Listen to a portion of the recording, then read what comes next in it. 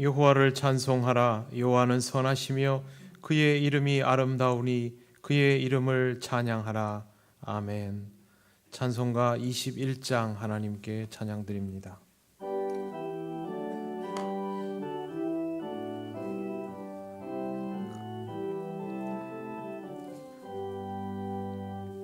다 찬양하여라. 전능왕 창조의 주께 내 호나 주 찬양 평강과 구원의 주님 성도들아 주 앞에 이제 나와 즐겁게 찬양하여라. 다 찬양하여라.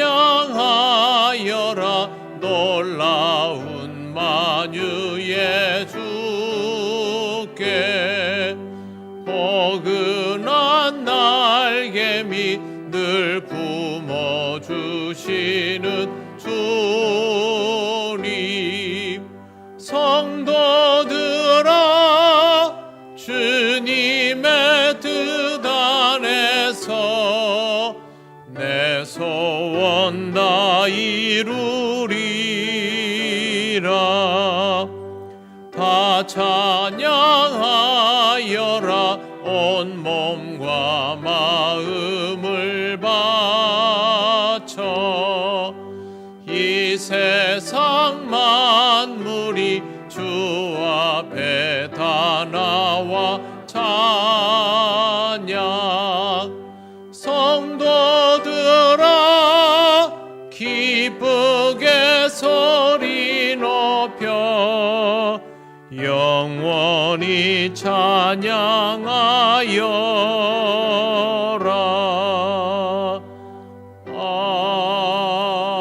아멘. 성시교독 134번입니다.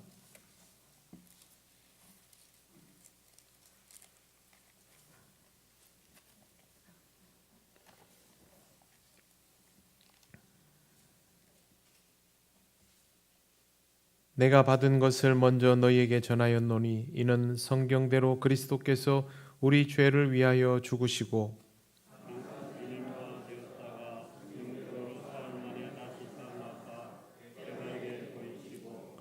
후에 12 제자에게와 그 후에 500의 형제에게 일치에 보이셨나니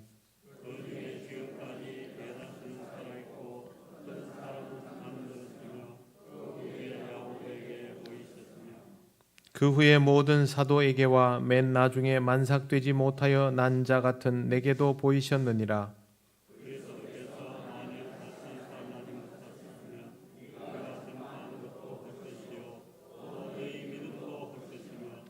만일 그리스도 안에서 우리가 바라는 것이 다만 이 세상의 삶뿐이면 모든 사람 가운데 우리가 더욱 불쌍한 자이리라.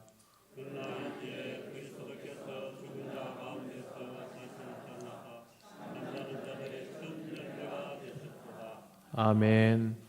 나는 전능하신 아버지 하나님 천지의 창조주를 믿습니다.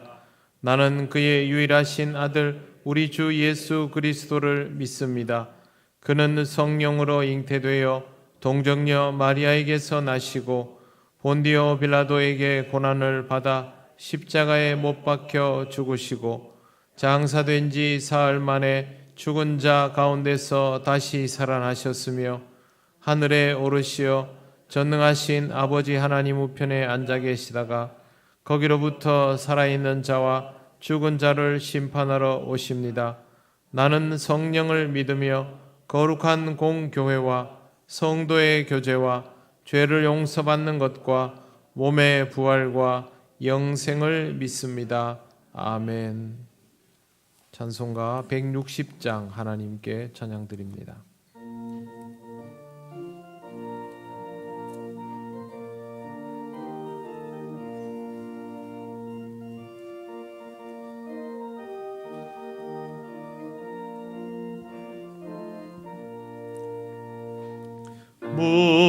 무덤에 머물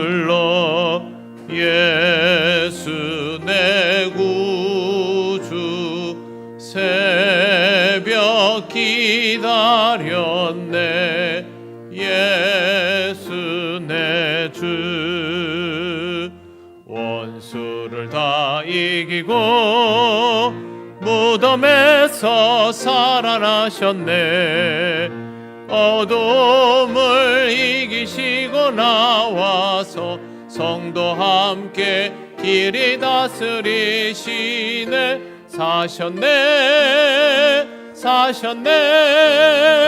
예수 다시 사셨네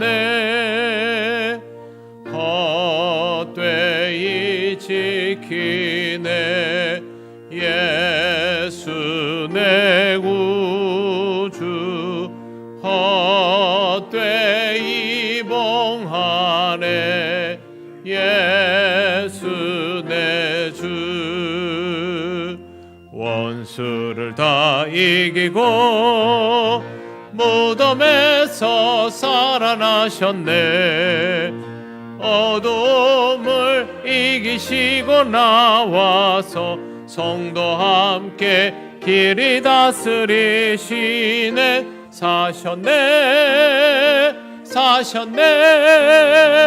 예수 다시 사셨네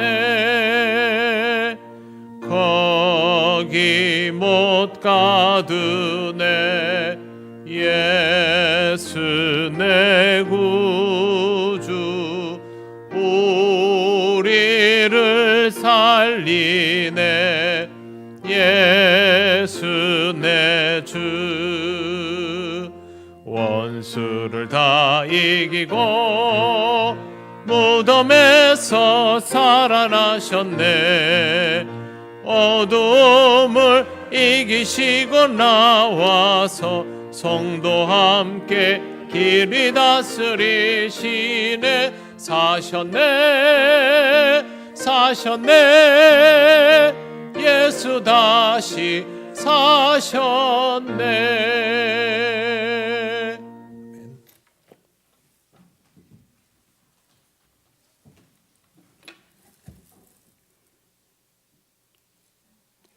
살아계신 주 하나님 아버지 사망 근세를 이기시고 부활하신 우리 예수님께 감사와 찬양을 올려드립니다.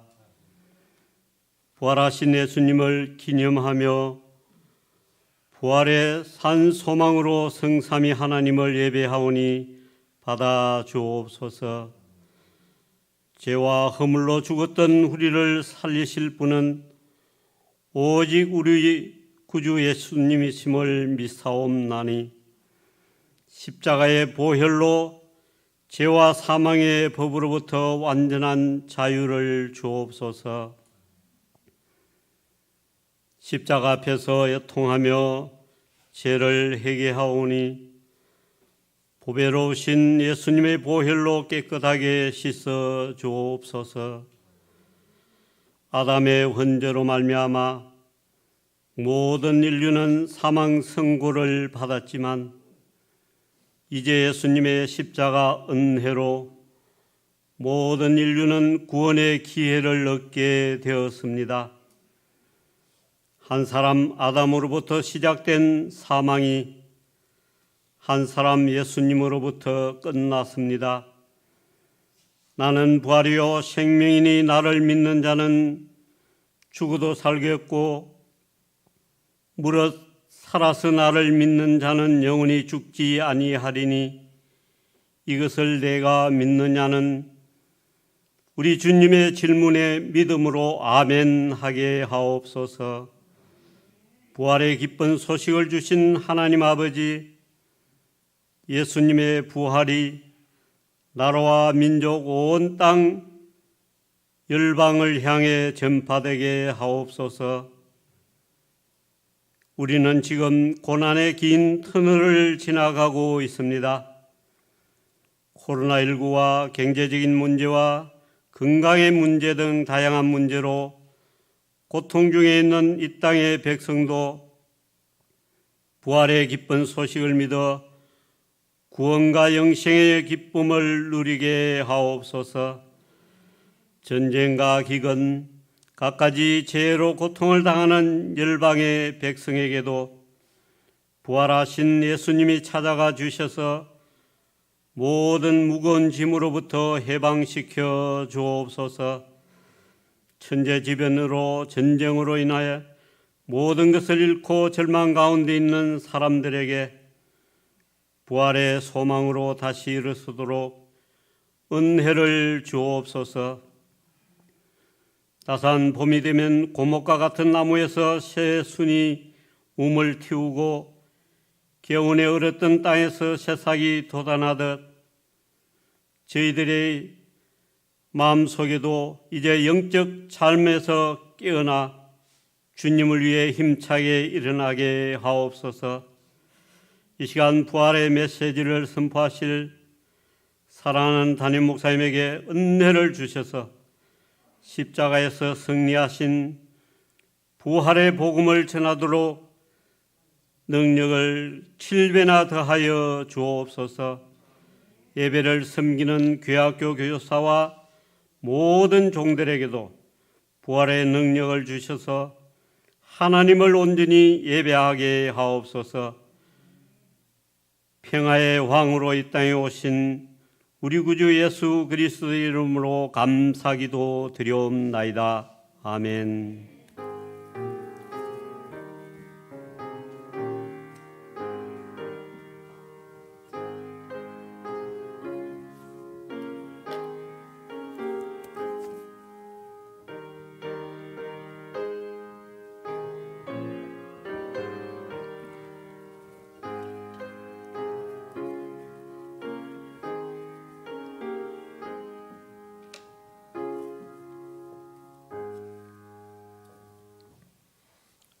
하나님 말씀 요한복음 11장 25절에서 27절입니다. 이 말씀은 신약성경 165쪽에 있습니다.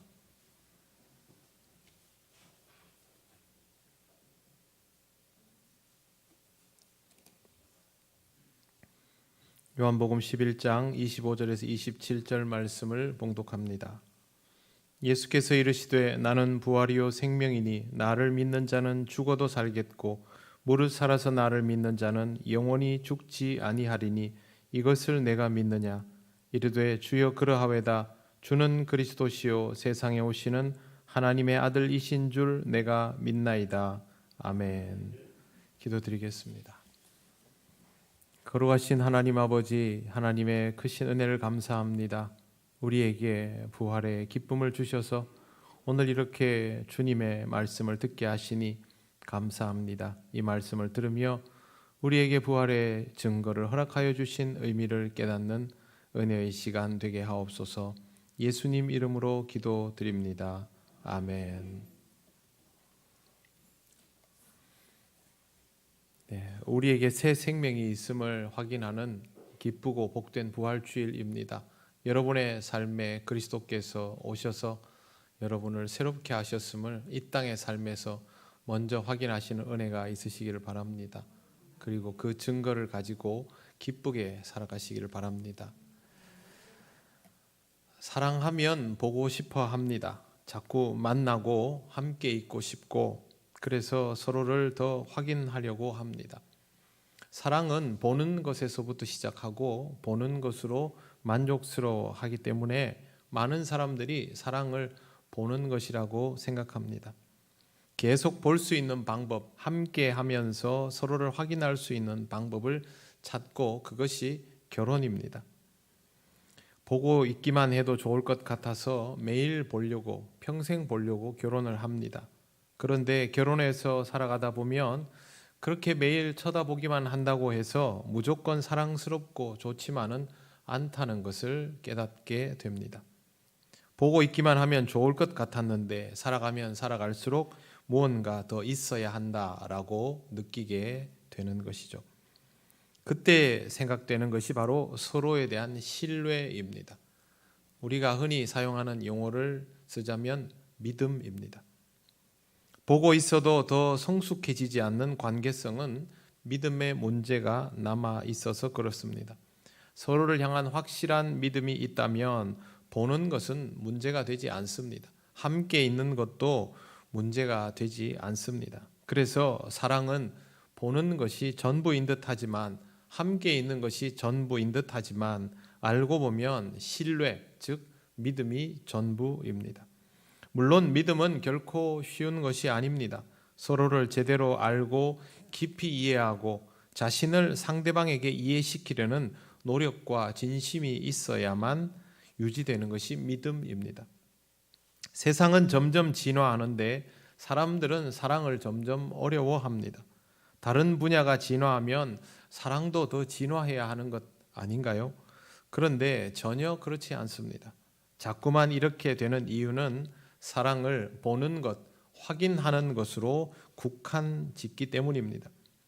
믿지 않으면 매일 함께 있어도 사랑할 수 없습니다. 예수님과의 관계도 똑같습니다. 많은 사람들이 신앙생활을 하면서 주님에 대한 증거를 필요로 합니다. 주님을 보고 주의 능력을 확인하려는 것이죠. 특별히 부활에 대해서는 더더욱 그렇습니다. 증거가 있으면 의심하지 않겠다라는 입장을 많이들 가지고 있습니다. 부활이 그렇게 중요한 것이면 증거가 명백하면 좋지 않는가? 그냥 확실하게 보여주면 누가 그것을 부정하겠는가? 이런 생각들을 많이 합니다. 종교는 참 이해할 수가 없다. 그냥 보여주면 되지 뭘 자꾸 믿으라고 하나? 교회 다니지 않는 사람들은 이렇게 말합니다. 그런데 예수님은 보여주시려 하지 않았습니다. 보여주시는 것을 별로 좋아하지도 않으셨습니다. 그것보다는 믿음을 말씀하시고 먼저 믿음을 요구하셨습니다. 왜 그렇게 하셨을까요? 주님과의 관계는 보여주어서 확인하는 관계가 아니라 믿음으로 유지되는 관계여야 하기 때문입니다. 오늘 우리가 읽은 본문은 매우 유명한 말씀입니다. 예수께서 이르시되 나는 부활이요 생명이니 나를 믿는 자는 죽어도 살겠고 무릇 살아서 나를 믿는 자는 영원히 죽지 아니하리니 이것을 내가 믿느냐. 그런데 예수님께서 이 말씀을 하신 시점이 아주 절묘합니다. 예수님은 나사로가 죽은 이후에 이 말씀을 하셨습니다. 나사로를 살리고 나서 이 말씀을 하신 것이 아니라 나사로가 죽고 사람들이 절망하고 있는 동안에 이 말씀을 하신 것입니다. 우리 같으면 죽은 나사로를 살려놓고 이 말씀을 하시는 것이 적절하다라고 생각할 겁니다. 왜 예수님은 그렇게 하지 않고 이걸 먼저 이야기하셨을까요? 지금 금방 오빠가 죽었다는 소식을 들었는데 이 소식을 듣고 예수님에게 이걸 전하는 상황인데 그래도 우리는 주님을 믿어서 주님이 오시기만 하면 오빠가 죽지 않을 것이라고 생각하고 그렇게 기다리고 있었는데 제때 오시지도 않고 이미 죽은 이 마당에 이런 말씀을 하시다니 이게 사람이 가질 수 있는 당연한 생각 아니겠습니까? 인간적으로 보면 예수님은 이 말씀을 하실 타이밍을 잘못 잡으신 겁니다. 그러나 예수님은 의도적으로 이 타이밍에 말씀하셨습니다. 가족의 죽음을 직접 경험하고 있는 이 순간이 그들에게 믿음이 있음을 확인해야 하는 시점이라고 보신 것입니다. 이유는 간단합니다. 부활은 눈으로 확인하는 것이 아니라 믿음으로 받아들여야 하는 사건이기 때문입니다. 이 개념은 우리가 마음속에 각인시켜 두어야 합니다. 부활은 눈으로 확인하는 것이 아니라 마음으로 믿어야 하는 것입니다. 이걸 그대로 적용을 하면 하나님의 살아계심은 눈으로 확인하는 것이 아니라 마음으로 믿어야 한다라는 결론에 도달하게 됩니다. 구약 이스라엘 백성이 하나님의 살아계심을 경험하였다고 하지만 그들이 직접 하나님을 본 적이 있습니까? 없습니다. 하나님은 실체를 드러내지 않으셨기에 일어나는 모든 일들은 특별함에도 불구하고 믿지 않는 사람들이 보아서는 하나님을 확인할 수 없는 것들 뿐이었습니다. 그럼에도 불구하고 하나님께서 보여주시지 않은 것은 하나님의 임재는 믿음으로 반응해야 하는 일, 즉 믿어야 하는 일이기 때문입니다. 이런 의미에서 예수님께서 나는 부활이요 생명이니 나를 믿는 자는 죽어도 살겠고 무릇 살아서 나를 믿는 자는 영원히 죽지 아니하리니 이것을 내가 믿느냐 이렇게 말씀하신 것입니다. 여기에 마르다는 반응을 이렇게 합니다. 주여 그러하외다. 주는 그리스도시요 세상에 오시는 하나님의 아들이신 줄 내가 믿나이다. 여러분 이 구절 읽을 때 어떤 느낌이 있지 않습니까? 약간 동문서답 같지 않습니까? 예수님께서 이렇게 질문을 하셨으면 대답은 모범 답안은 네, 주님을 믿으면 영원히 죽지 않을 것을 믿습니다. 이렇게 대답하는 게 교과서적인 답이죠. 그런데 주는 그리스도이십니다 라고 대답합니다. 동문서답인 듯이 보이는 마르다의 답변은 당신이 구원자이기 때문에 하나님의 아들이시기 때문에 죽은 사람도 살리시는 것을 내가 믿습니다. 이렇게 대답한 것입니다. 마르다는 뭘 알고 있는 것이죠. 부활에 대한 믿음은 막연한 것이 아닙니다. 지금 오빠가 죽었으니 그래도 주님에게 능력이 있는 것을 내가 아니 지푸라기라도 잡는 심정으로 뭐라도 대답해야지 그래야 살아날 가능성이 있으니까 그렇게 대답한다. 이게 아닙니다. 사실 많은 사람들이 이런 방식의 믿음으로 주님께 반응하고 우리도 예외가 아닙니다. 내가 너무 어려우니 내가 너무 힘드니 지금 내가 절박한 상황에 이르러 있으니 일단 주님께 매달리고 보자. 이런 식이죠. 하지만 주님은 마르다와 같은 대답을 원하십니다. 당신이 그리스도이기에 내가 구원받을 것을 믿습니다. 당신이 하나님의 아들이시기에 내가 다시 살아날 것을 믿습니다. 그리스도이기에 믿는다는 것이죠. 부활 그것을 믿는 것이 아니라 그리스도를 믿기에 부활을 믿는 것입니다. 이 고백이 정말 중요합니다. 예수님이 그리스도이신 것을 믿기에 부활을 믿는 것이 아니면 결국 우리는 부활 사건을 눈으로 확인하려 들 것이기 때문입니다. 예수님은 그렇게 해서는 결코 그리스도를 온전히 믿을 수 없다는 것을 아시기 때문에 보여주시지 않고 먼저 믿어야 한다라고 말씀하셨습니다. 마르다와의 대화가 끝나고 시간이 제법 지나서 예수님은 나사로를 살리셨습니다. 믿음에 대하여 분명히 말씀하여 주시고 그리고 믿음이 있다는 것을 확인하신 이후에 부활을 경험하게 하신 것입니다.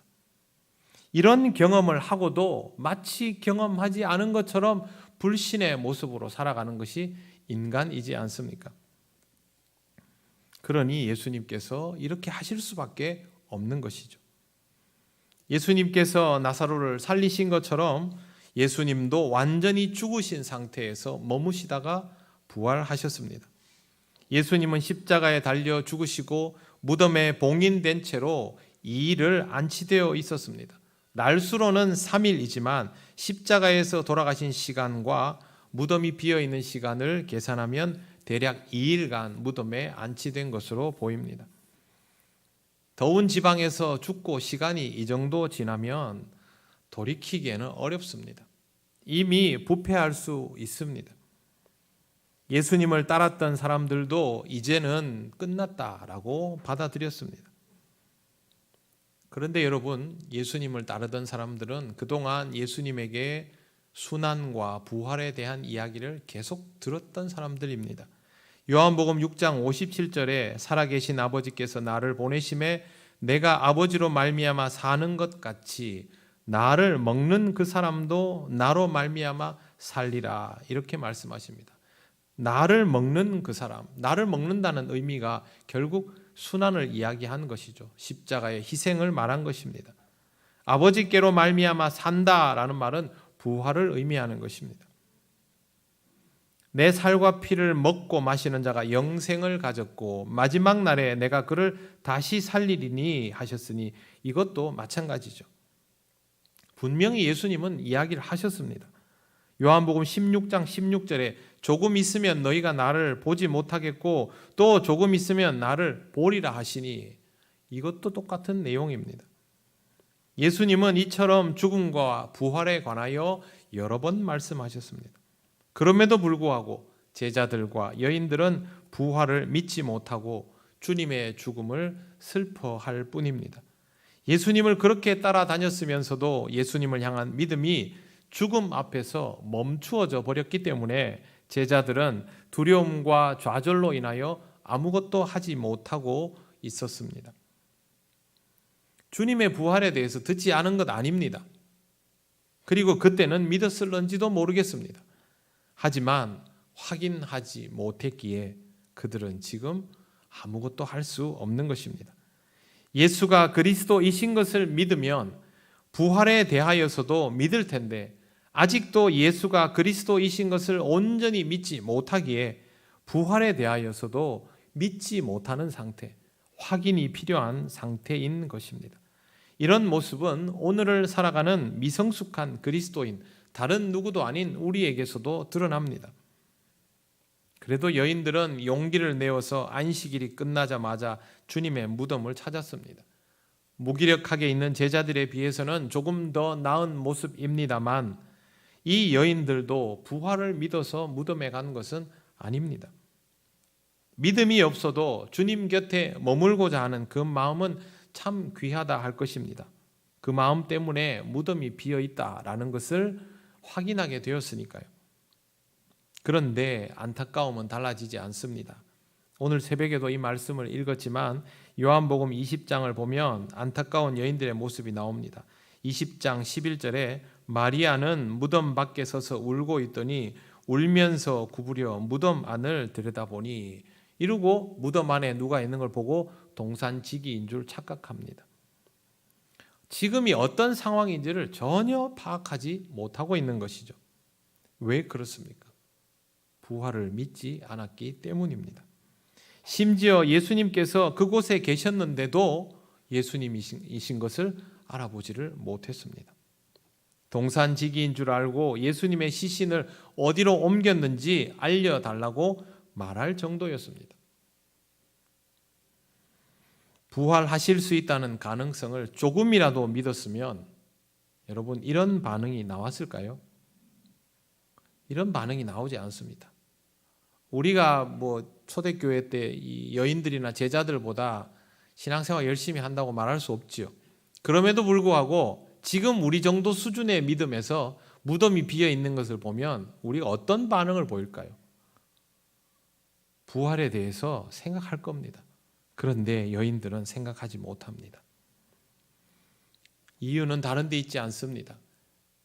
그가 랍비라고 생각했고 선지자라고 생각했고 주를 그리스도라고 고백도 했지만 실제로 그리스도이신 것을 믿지 못하니 부활을 믿을 수 없고 결국 빈 무덤을 보면서 이루어졌다고 기뻐하지 못하고 시신을 잃었다며 좌절하게 되는 것입니다. 주님을 따라다녀도 교회를 다니고 있다 하여도 부활이 일어난 것을 믿지 못하면 그 사람이 확인할 수 있는 사실은 예수님이 놀라운 말씀을 전하시고 기적과 능력을 베푸시다가 십자가에 달려서 죽으셨다라는 것뿐입니다.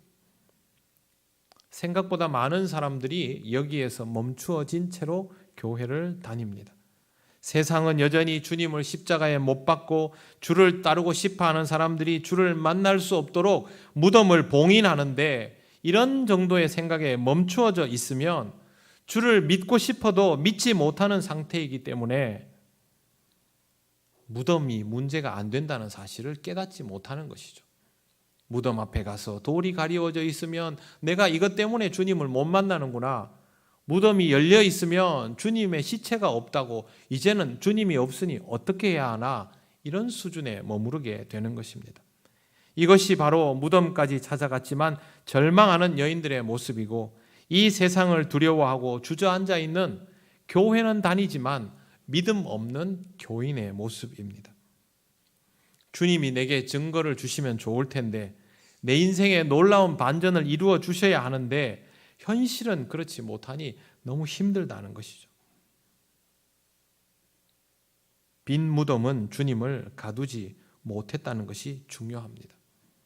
그런데 이 빈 무덤을 보고도 부활을 알아차리지 못하고 당황하고 절망하는 것은 부활에 대한 믿음이 없을 뿐만 아니라 당연히 주님에 대한 믿음도 없다는 뜻입니다. 교회는 텅 빈 무덤을 경험하려고 다니는 곳이 아닙니다. 주님의 죽음을 애도하려고 다니는 곳도 아닙니다. 그 무덤을 보며 이 세상이 주님을 사망과 죄의 권세에 가두지 못했음을 금방 믿음으로 깨달을 수 있도록 주님을 믿고 부활을 믿으며 다니는 곳이 바로 교회입니다. 우리는 하나님을 보는 사람들이 아니라 하나님을 믿는 사람들입니다.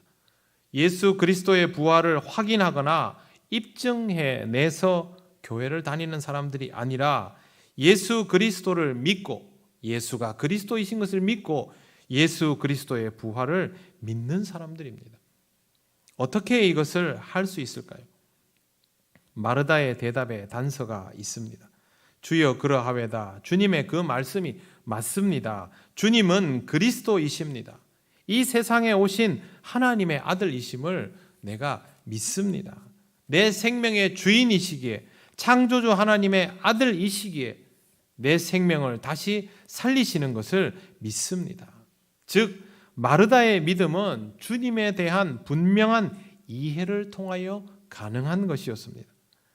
믿음은 막연한 것이 아닙니다. 그냥 내가 이거 딱 붙잡아야 되니까 극강의 믿음을 가지고 있어야 된다. 믿습니다. 이런다고 믿어지는 게 아니라는 말입니다. 예수님께서 정말 하나님의 아들이신 것이 받아들여져야 예수께서 이 땅에 사람으로 오셔서 죽기까지 하셔도 십자가에서도 하나님의 아들이셨다는 것이 받아들여져야 그래야 진짜 예수님을 믿을 수 있습니다. 이게 너무 중요하기 때문에 예수님은 이런 질문을 제자들에게 하셨습니다. 너희는 나를 누구라 하느냐? 이게 기반이 되어야 하는 것이거든요. 주는 그리스도시요 살아계신 하나님의 아들이십니다. 이 고백이 견고하면 이 고백 위에 모든 것이 세워지고 주님의 몸된 교회도 세워지는 것이죠. 주님에 대한 제대로 된 고백을 할 수 있을 만큼 주님을 알지 못하면, 주님을 경험하지 못하면, 주님을 헤아리지 못하면 주를 믿는 것은 불가능하고 부활신앙도 어림도 없습니다. 주님이 어떤 분인지 알아야 부활에 대한 믿음도 비로소 가능해지는 것입니다. 그동안 많은 기독교인들이 주님을 잘 알지도 못한 채로 부활의 특전을 누리기 위해서 극강의 믿음을 스스로에게 강요해 왔습니다. 하지만 이건 온전한 믿음이 될 수 없습니다. 기껏해야 무덤 안에 계신 주님을 동산지기로 착각하는 수준밖에 안 됩니다. 주님은 내가 필요할 때 내 인생에 잠시 나타나 주셔서 나를 도와주시는 분, 이 정도밖에 안 되는 겁니다. 무덤을 찾은 여인들이 동산지기한테 필요한 게 뭡니까? 시체가 어디 있는지 알려달라는 것밖에 더 있습니까? 우리가 딱 그 수준으로 이 땅을 살아가면 어찌 그리스도인이라 할 수 있겠습니까? 그러니 부활을 믿는 자가 되려면 주님을 조금이라도 더 알고 조금이라도 더 믿어서 이렇게 고백할 수 있는 사람이 되어야 합니다. 여러분 스스로의 고백을 늘 돌아보시길 바랍니다. 주님이 나한테 너는 나를 누구라 하느냐라고 물으면 이렇게 답할 수 있어야 한다는 것이죠. 책에서 보고 배워서가 아니라 그렇게 느껴서 답할 수 있어야 합니다. 여러분 부활을 어디서 찾으려 하지 마십시오. 확인하려고 하지 마십시오. 성경에서 나와 있는 부활 사건을 보면서 그것을 객관적으로 입증해 내려는 수많은 시도들이 있었지만 그 시도들이 나올 때마다 반대의 의견들도 똑같이 나왔습니다. 우리가 그런 증거를 가지고 예수를 믿을 것 같으면 그냥 예수님이 우리에게 지금 다시 오셔서 보여주시는 게 속편합니다. 보여주시지 않으면 예수님은 없는 분입니까? 하나님은 없는 분입니까? 그러면 우리는 교회 다닐 이유가 없는 것이죠. 분명히 우리가 하나님의 살아계심을 믿고도 예수가 그리스도이심을 믿고도 이런 수준에 머물러 있으면 절대 부활신앙이 온전한 것이 될 수가 없습니다. 증거를 찾기 이전에 성경을 통하여 또 여러분의 삶 속에 역사하시는 그 능력을 통하여 예수 그리스도를 만나시고 견고하게 주를 믿으시기를 바랍니다. 우리는 아무도 죽지 않았기 때문에 죽어야 확인 가능한 영생의 부활을 직접 확인할 수 있는 방법이 없습니다. 역사 속에서 제시된 어떤 것들도 지금의 우리로 하여금 확인하게 해줄 수는 없습니다. 그러니 여러분 믿음으로 반응하시기를 바랍니다. 사랑은 보는 것에서 시작하지만 보는 것으로 완성되지 않습니다. 우리는 이미 이 세상에서 인간관계를 통해서 이걸 배웠습니다. 내가 사랑하여 선택한 사람과 살아가는데 그 사람을 매일 보는데도 사랑이 완성되기는커녕 한참 부족하다고 느끼고 있습니다. 믿지 못한다면 아무리 보고 있어도 의심할 것뿐이고 불편할 수밖에 없습니다. 그러니 사랑은 보는 것, 보고 싶은 것에서 시작된다 할지라도 결국 믿음으로 맺어져야 함을 인생에서 배우셨다면 신앙에서도 이것이 똑같이 적용된다는 것을 더 늦기 전에 깨달으시기를 바랍니다. 주님이 우리에게 아무리 놀라운 것을 보여주셔도 그것으로 주님과 우리의 사랑이 완성되지는 않습니다. 주님이 왜 우리에게 보여주시지 않고 믿으라고 하시는지를 잘 헤아려 보시기를 바랍니다. 그냥 주님과 함께 있으면 무엇이든 가능할 것이라고 생각했던 제자들은 정말 주님과 풋사랑을 나누었죠. 그러다가 주님이 죽으시고 그들도 다 절망하였습니다. 하지만 제자들이 나중에 주께서 부활 승천하신 이후에 제대로 주님을 사랑하면서 살아가게 됩니다. 이유가 무엇입니까? 주님도 곁에 없는데, 더 볼 수도 없는데 주님을 믿었기 때문입니다. 성령께서 역사하셔서 임재하시는 것은 보여주시는 사건이 아니라 믿게 하시는 사건입니다. 사도행전에 성령 임재 사건이 나옵니다. 하늘로부터 급하고 강한 바람 같은 소리가 있어 그들이 앉은 온 집에 가득하며 불의 혀처럼 갈라지는 것들이 그들에게 보여 각 사람 위에 하나씩 임하여 있더니, 여러분 이걸 보면서 그림이 막 그려지십니까? 이게 그림이 그려질 수 없습니다. 왜 그러냐 하면 바람 같은 소리가 있어 불의 혀처럼 이렇게 표현되어 있습니다. 객관적인 표현들이 아닙니다. 나는 확실하게 경험한 성령 임재 사건이지만 다른 사람들에게 이렇게 된다라고 확정할 수 없는 사건이라는 말입니다. 확정은 어떻게 합니까? 제자들이 성령의 임재를 경험하고 그리스도가 내 안에 살아계심을 믿고 그 다음에 확인한 다음에 그 확신에 따라서 하나님의 말씀을 선포하며 나아갈 때에 주님께서 믿는 자에게 부활을 보여주신 것처럼 거기에 놀라운 역사와 능력들이 드러나게 되는 것이죠. 보려고 했다면 볼 수 없는 것들입니다. 믿었기 때문에 보게 된 것들이죠. 이 순서를 절대 뒤바꾸면 안 됩니다. 결국 믿음이 없으면 우리는 아무것도 아니게 되는 것입니다. 왜 오직 의인은 믿음으로 말미암아 살리라 이런 말씀을 하신 걸까요? 왜 우리가 바울을 통해서 이런 표현들을 들어야 하는 것인지 잘 생각해 보시기 바랍니다. 사랑하는 성도 여러분, 부활은 확인하는 것이 아니라 믿는 것입니다. 이 믿음을 가지고 살아갈 때에 부활이 여러분의 삶 속에 구체적으로 확인이 됩니다. 하나님을 눈으로 볼 수 없어도 하나님의 역사하심을 경험하고 깨닫게 되며 아직 하나님 나라가 완성되지 않았음에도 불구하고 이 땅에서 이미 하나님 나라를 누리며 살아가고 있는 자기 자신을 발견하게 됩니다. 하나님이 하지 않으시면 우리의 믿음은 물론 아무것도 아닙니다. 하나님이 하셔야 우리의 믿음도 실체가 되는 것이죠. 하나님은 이미 부활의 역사를 이루셨습니다.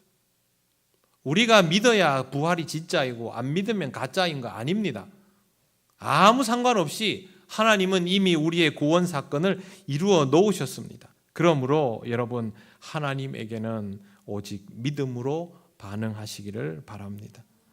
부활에 대한 믿음으로 그리스도를 향한 믿음이 더욱 견고하게 되어서 하나님께서 이루는 모든 역사에 믿음으로 반응하시고 믿음으로 그 길을 가서 믿음을 가진 자에게 주시는 증거를 그때 받으시기를 바랍니다.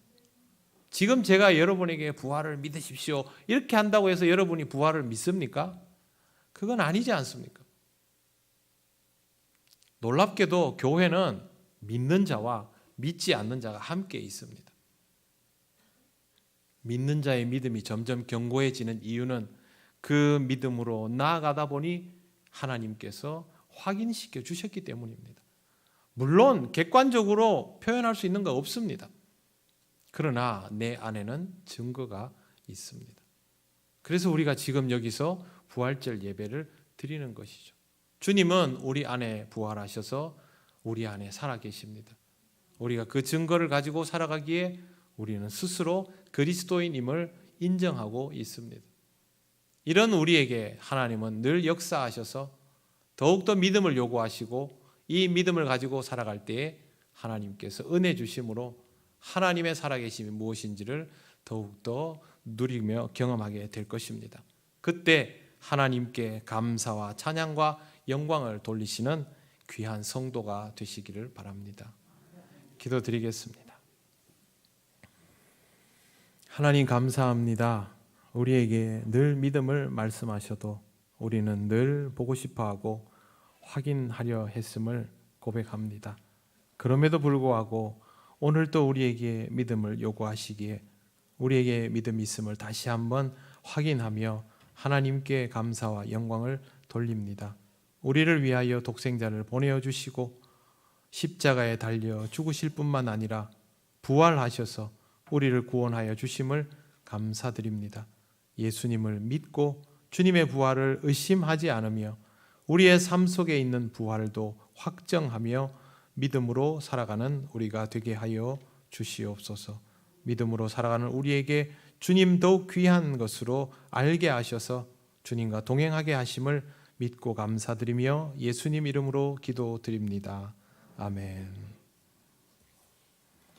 찬송가 167장 찬양하시며 봉헌하시겠습니다.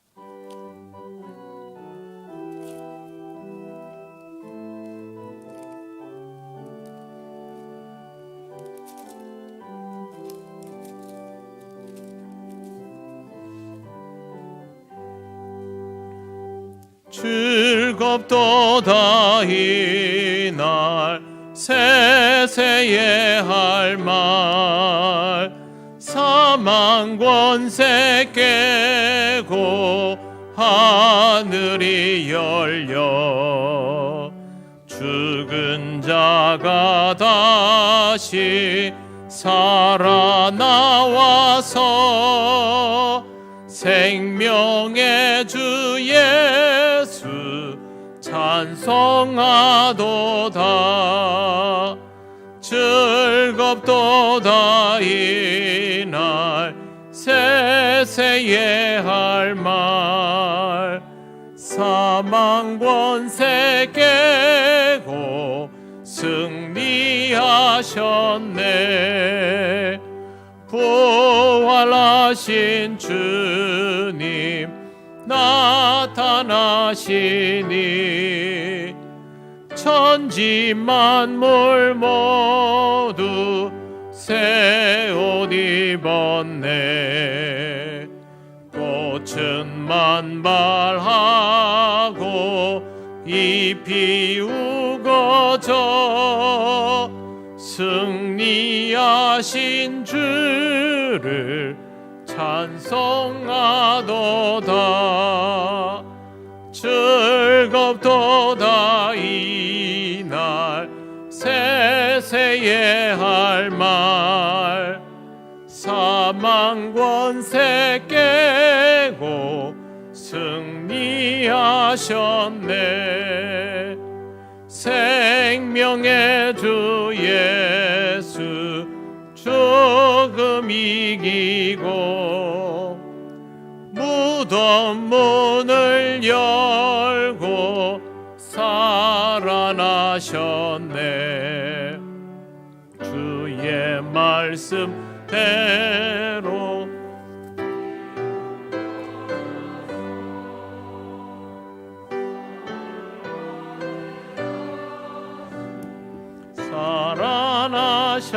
살아나셨네.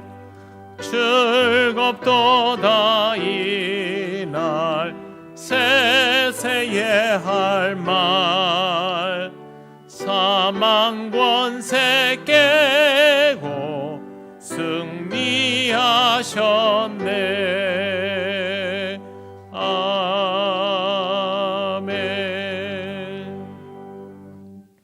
하나님 감사합니다. 우리에게 주신 부활의 기쁨을 기억하며 이 시간 감사의 예물을 드립니다.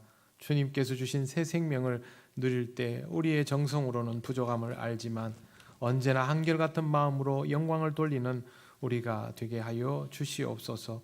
다음 한 주간도 우리 모든 성도들의 가정과 일터에 함께하여 주셔서 성령이 늘 함께 하심을 잊지 않게 하시고 주님 뜻을 기억하며 살아갈 때에 주님 더욱 큰 은혜로 채우시고 입혀 주시옵소서. 감사드리며 예수님 이름으로 기도드립니다. 아멘.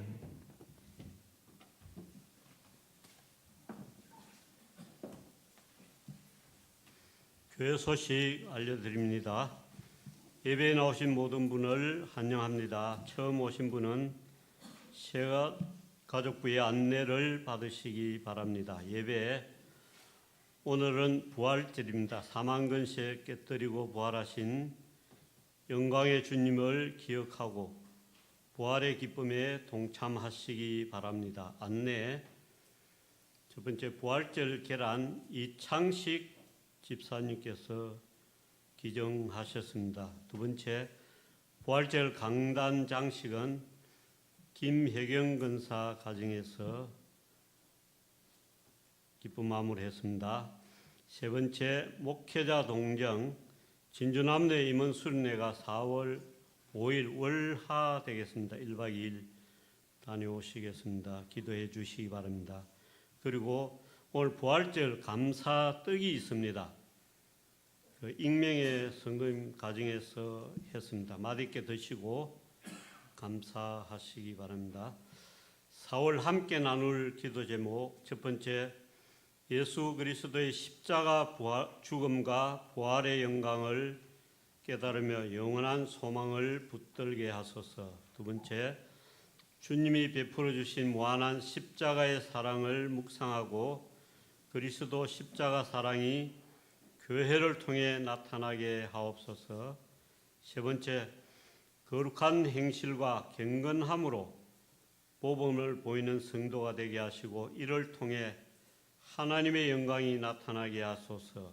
네 번째, 코로나19의 지역 확산을 막아주시고 하나님의 선하심과 인도하심으로 안전하게 보호하여 주시옵소서. 그리고 한 가지 더 알려드립니다. 오늘 주보에 보시면 지난 주일 헌금란에 지지난주 종려주일 헌금이 기록되어 있습니다. 이 점 참고하여 주시기 바랍니다. 궁금하신 분은 재정부서에 문의해 주시기 바랍니다. 그리고 좋은 습관 가지기 캠페인 더 좋은 신앙을 위해서 스스로 훈련합시다. 이사입니다. 네, 지난 한 주간 동안 있었던 고난주간 특별 새벽 기도회 시간에 여러분들이 거의 오늘 같은 이 정도의 숫자가 일주일 내내 오셔서 함께 기도할 수 있어서 저는 너무 좋았고 기쁘게 생각합니다.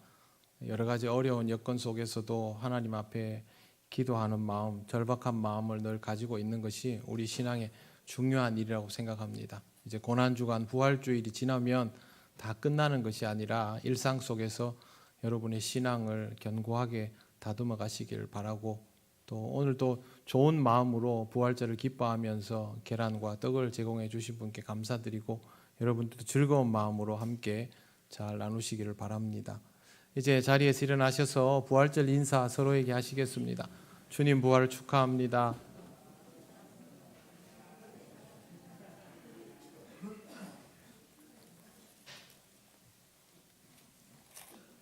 네, 주님과 함께 늘 기쁘고 강건하게 살아가시길 바랍니다. 찬송가 635장 주기도문 찬양 드립니다.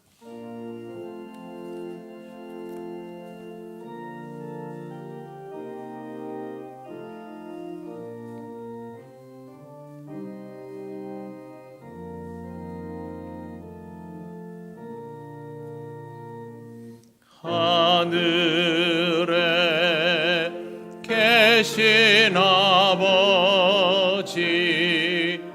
이름 거룩하사 주님 나라 임하시고 뜻이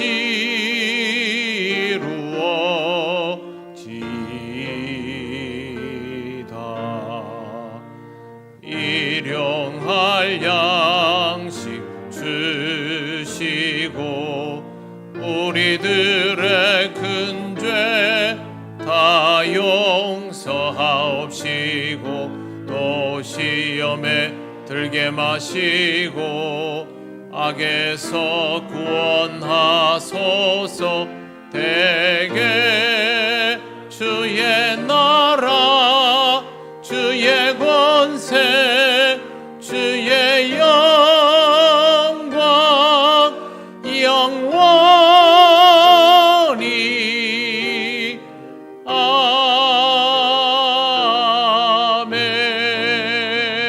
아멘.